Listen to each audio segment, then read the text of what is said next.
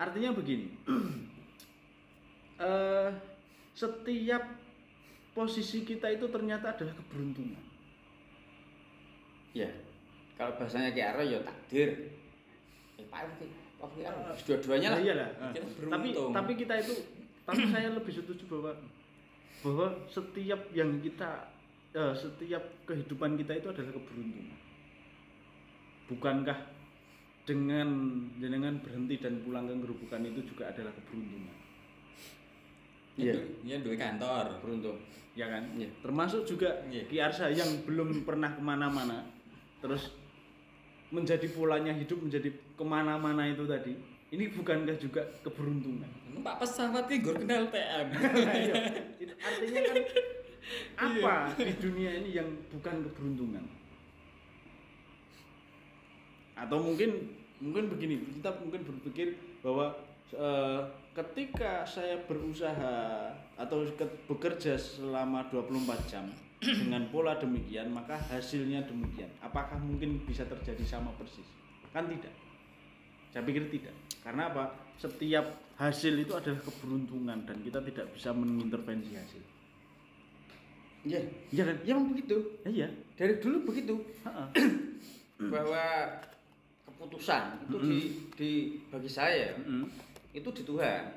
Tugas kita yang menjalankan takdir itu saja. Menjalankan takdir. Masalah nanti kita sukses atau belum sukses itu menurut saya itu kehendak Tuhan yang Maha Kuasa. Ya. Tapi dengan menjalankan kita punya kesempatan untuk sukses. Dengan menjalankan punya kesempatan untuk sukses. Tapi kalau kita diam tidak. Bagi menurut saya begitu. Sukses dalam diamnya nggak ada. Oh ada. Diam itu maksudnya bukan terus diam tengok-tengok udut turu-turu tidak loh ya. Diam itu maksudnya matoh gitu loh. Maksudnya ada kita punya tempat sarang di sini terus kita tetap menjalankan aktivitas sesuai dengan apa yang kita inginkan atau yang diinginkan oleh situasi saat itu. Dan ini kan perjalanan, maksudnya perjalanan masing-masing orang berbeda. Ketika saya di TM, suatu sengsara mas. Secara umum ya, secara pandangan umum, secara universal pandangan rata-rata masyarakat di tempat saya, aku ini sengsara. Sengsaranya di mana?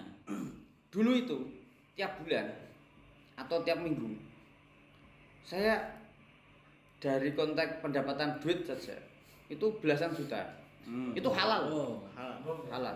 Bukan sombong, takadus binik mah. Ketika di DM itu saya itu tidak tahu besok bisa makan apa tidak. Nah yang merusak sistem kenikmatan ini bukan merusak sistem ya. Dalam tanda petik merusak sistem ini. Ini keluarga. Saya mungkin bisa menjalani ya secara dengan pribadi. enjoy, dengan santai meskipun dengan menangis. Ya, paling simbol. Iya. Bojo. Anak saya kan masih kecil. Saya pernah anak saya minta sepeda sampai nangis itu. Ayah sepeda itu saya tuh menangis. Habis menangis saya bilang, saya ini layak jadi orang tua apa tidak ya? Terus saya bilang sama Gusti Allah, ya Allah, anak saya ini titipan yang jenengan. Urusin jenengan ya. Maksudnya ini titipan jenengan ini. Harus jenengan tanggung jawab sebagai penitip. Ya minimalnya aku ngerawat gitu disangoni lah. Ya. Setelah saya bilang begitu mungkin ya saya tidak tahu ya, tapi dalam waktu tidak ada 24 jam itu saya mendapatkan rezeki. Entah dari mana saya juga tidak tahu. Nah, meskipun itu ada kalau dilogikan logis tapi tidak. Karena contoh saya kenal Mas Daksa. Sudah 3 bulan tidak ketemu. Sudah 3 tahun lah. Terus tiba-tiba Mas Daksa telepon saya, "Peng, gimana Peng?" Di Gerobokan. "Aku di Simpang 5, Peng." Saya ke situ jebret. Mas Daksa masih ingat dulu pernah hutang sama saya 2 juta. Yang itu kamu sudah lupa. Saya sudah lupa. Saya kan kadang lupa. Daripada saya emosi, stroke kan tidak lupakan. Mas Daksa, aku minta maaf, utangku dulu tak sahur sekarang. Saya kok begini cara Gusti Allah memberikan saya rezeki ya? Gitu loh. 2 juta itu akhirnya bisa buat membelikan sepeda anak saya yang cuma 750. Kan saya masih untung nih.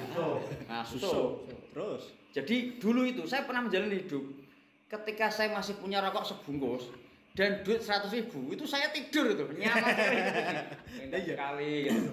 Tapi gini loh, mungkin juga relate dengan Ki Arsa tadi bahwa rezeki itu ternyata juga misteri kan gitu. Gaib. Gaib. Iya.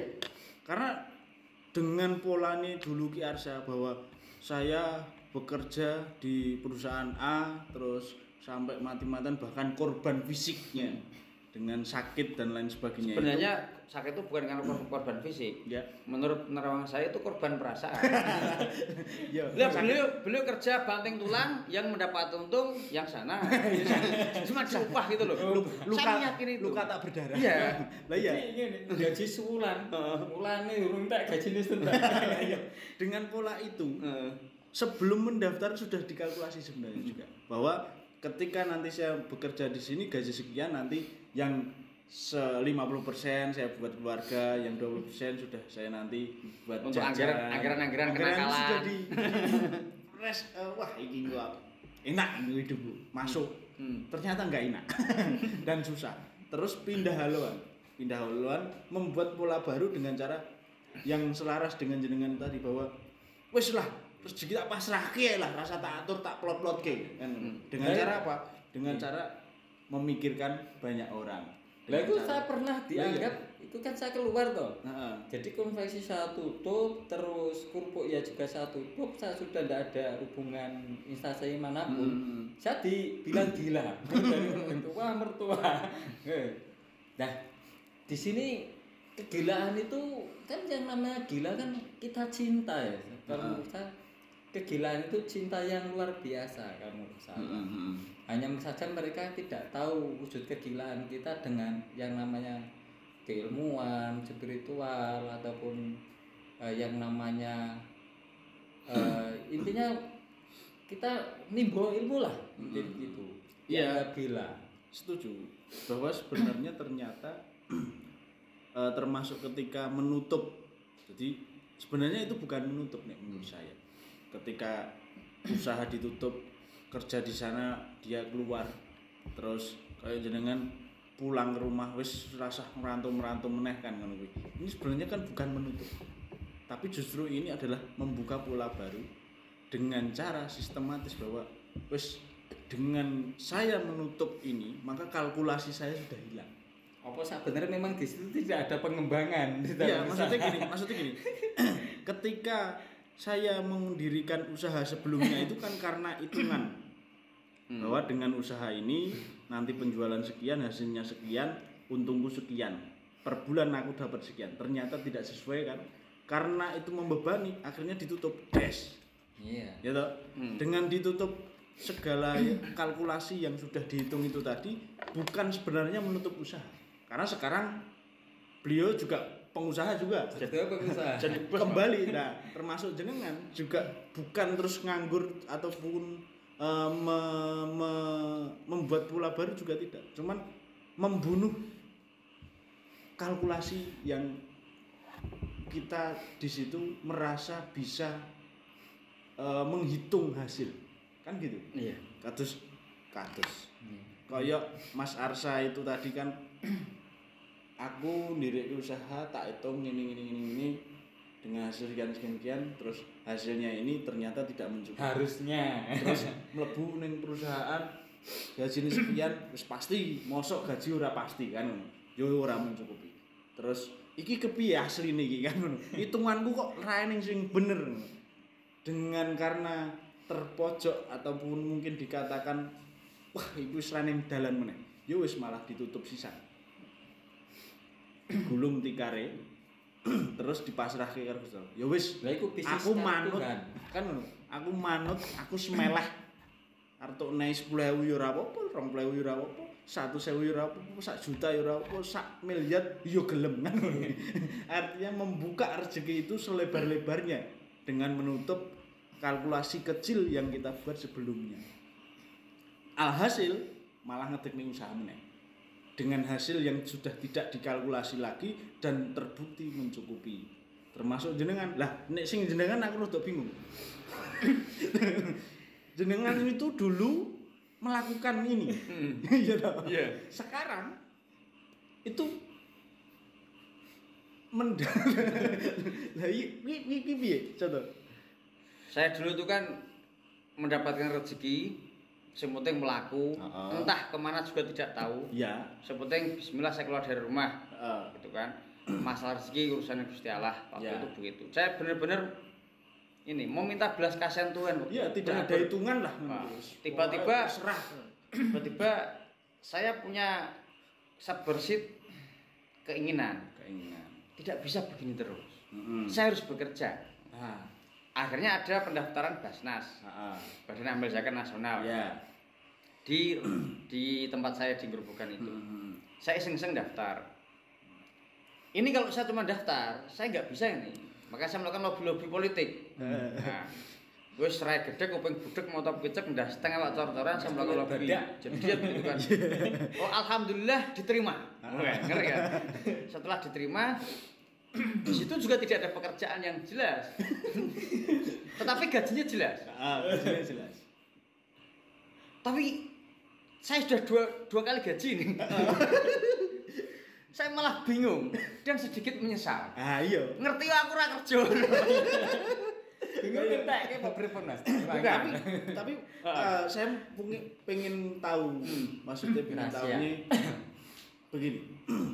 Dengan Arsa yang dulu adalah pola sekarang yang jenengan lakukan.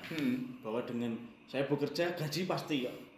Wah, ora mungkin kurang uripku kan ngono. Wong genah gaji niki 3 juta lho, butuhanku mung 1 juta lho, kan ngono kuwi. Saya kaya hitungan iki cetok. Ternyata tidak. Terus dia merubah pola hidupnya dengan cara menghilangkan kalkulasi rezeki bahwa aku sing penting kerja, sing penting aku melaku, kan ngono ibaratnya. Sing penting aku njalani takdir.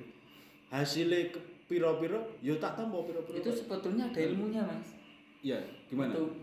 Jadi ilmu itu saya dapatkan yo di TM saat nilai TM tahun 2019 atau 2020 itu kalau salah.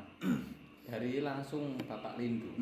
Kalau tidak salah itu berbisnis yang baik itu berbisnis dengan Tuhan. Tidak akan pernah rugi. Iya. Tepat janji. Nah, dari beras. Nah, setelah itu saya pulang. Oh, sedekah beras. Iya, pertama 1. Kalau bisa, besok itu 2. Kalau tidak mampu maksimal 3 bulan. Alhamdulillah dalam waktu bulan kedua saya bisa 2.